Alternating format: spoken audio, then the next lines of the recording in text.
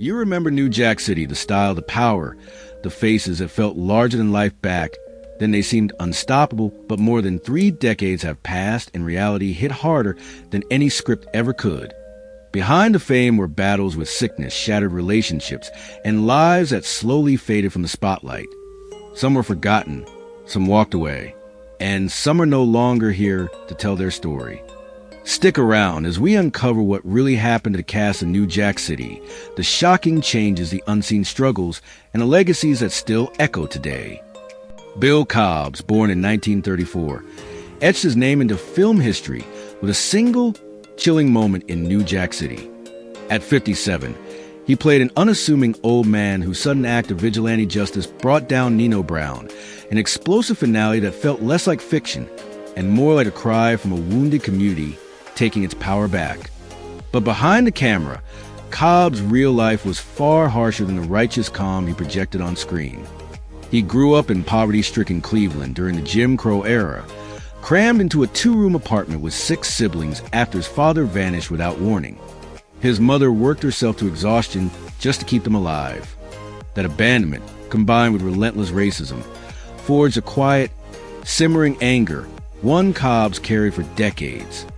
After serving in the U.S. Air Force, he turned to acting not for fame, but for survival and control.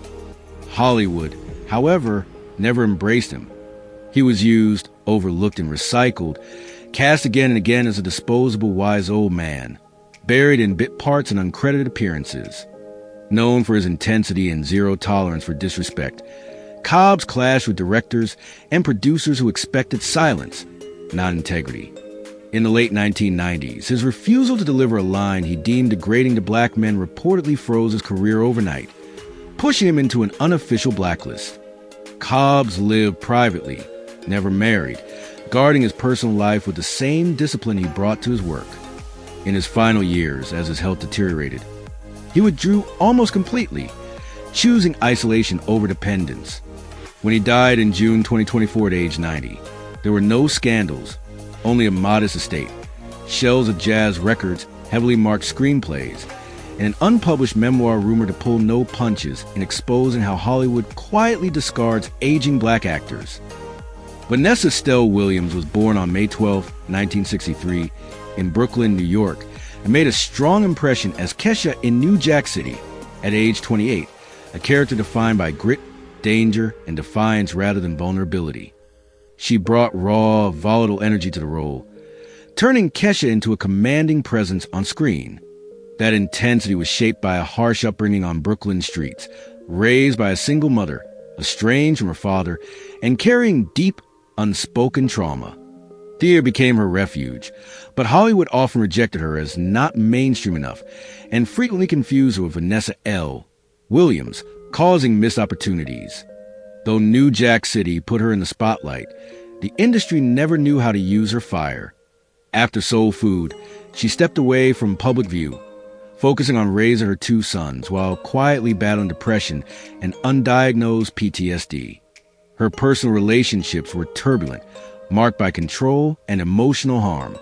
She later reclaimed her full name, stepping out from a famous shadow amid quiet industry disputes.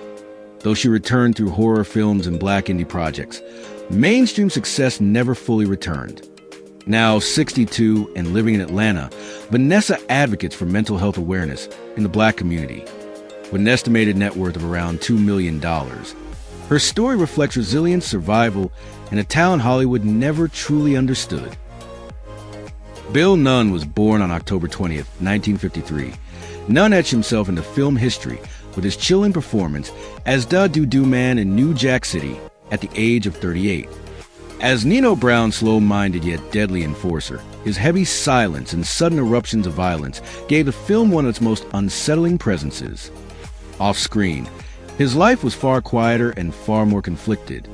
Raised in Pittsburgh in a troubled household, Nunn was the son of a respected journalist whose rigid discipline often crossed into cruelty. Mocked for his introverted nature and a speech impediment, he carried those wounds well into adulthood. Though college and a formative friendship with Spike Lee offered him belief, Hollywood rarely did. Critics praised his work, Yet he was repeatedly boxed into the role of the big, quiet black man, denied complex leads, and once dropped from a project without warning for being deemed unmarketable. Privately, Nunn battled chronic depression, hiding it behind stoicism and community service. On set, he sometimes withdrew for hours, turned alcohol to silence what he described as a constant noise in his mind. In 2002, his career suffered its deepest cut when a lead role in a major biopic was taken from him and given to a younger, lighter-skinned actor, pushing him into a long retreat from acting. His marriage later ended quietly, and his bond with his daughter grew distant. Diagnosed with leukemia in 2015, Nunn kept his illness private, continuing his charity work until weeks before his death on September 24, 2016, in Pittsburgh at 62. His legacy includes a modest $1.5 million estate, a restored historic home, unreleased theater scripts, and a powerful reminder of a talent shaped by silence, struggle, and quiet dignity. Russell Wong was born on March 1, 1963, in Troy, New York. In 1991, at age 28, he appeared in New Jack City as Park, a quiet but chilling presence. With minimal dialogue and a cold, calculating demeanor, Wong stood out in a film dominated by loud, aggressive personalities, hinting at a depth Hollywood never fully explored. Born to a Chinese-American father and a Dutch-American mother, Wong grew up navigating constant identity conflict. He was often mocked for being too Asian or not Asian enough, a struggle that shaped his reserved nature and quiet defiance. In Hollywood, he faced rigid racial stereotypes, martial artist background criminals, disposable side characters. Wong became known for rejecting such roles, even during financial hardship, earning respect for his principles but a reputation for being difficult. His biggest break came with Vanishing Son, where he was one of the few Asian American leads on television. The series was canceled after only a few episodes, abruptly halting his momentum. In the early 2000s, Wong moved to Asia, working on smaller projects and drifting away from the Hollywood mainstream.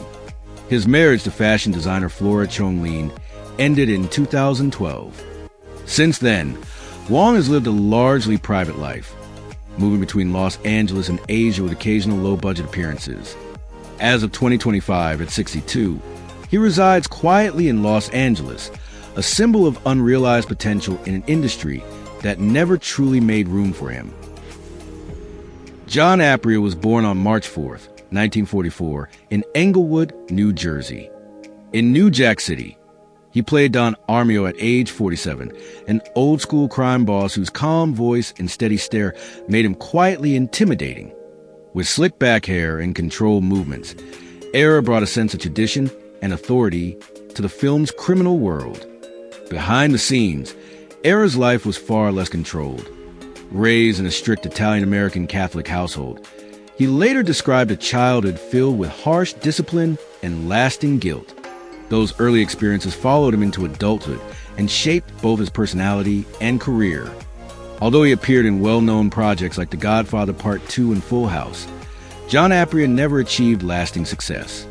He often clashed with directors, changed lines without approval, and developed a reputation for being difficult to manage.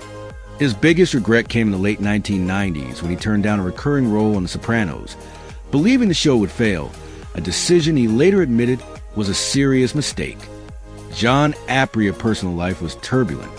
He married and divorced 3 times, and his relationship with his only daughter was strained for many years.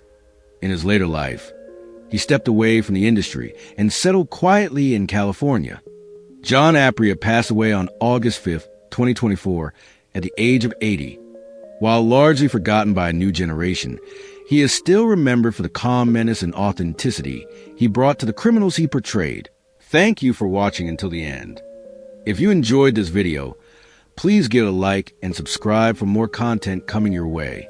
Feel free to share your thoughts or suggest topics you'd like to see next in the comments below. Your support means a lot to us, and we'll see you in the next video.